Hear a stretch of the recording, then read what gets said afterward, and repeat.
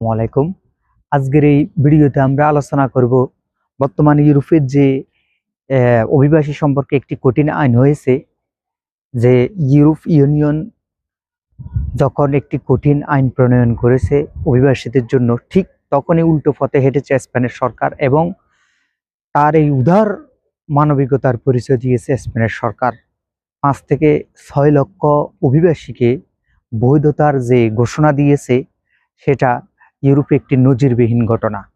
যারা 31শে ডিসেম্বর 2025 সালে 31শে ডিসেম্বরের আগে স্পেনে প্রবেশ করেছে, 4 থেকে 5 মাসের কোনো ডকুমেন্ট দেখাতে পারবে, তারা স্পেনের টিএসসির জন্য, স্পেনের বৈধতার জন্য এপ্রিল মে জুনে অ্যাপ্লিকেশন করে মাত্র 20 দিনে টিএসসি কার্ড পেয়ে যাবেন। সরকারিভাবে ঘোষণা করা হয়েছে।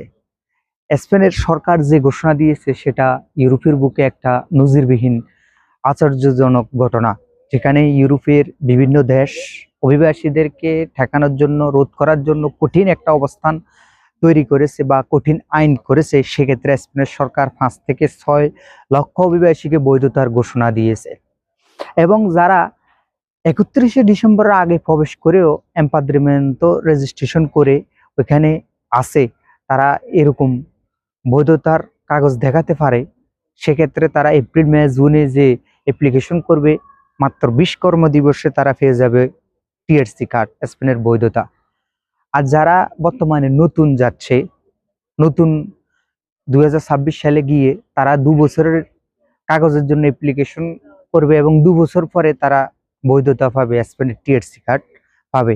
তাই আমি বলবো স্পেনের সরকারকে অভিবাসীদের পক্ষ থেকে সবাই ধন্যবাদ জানিয়েছে এবং স্বাগত জানিয়েছে তার এই উদার মন মানসিকতার পরিচয় দিয়ে।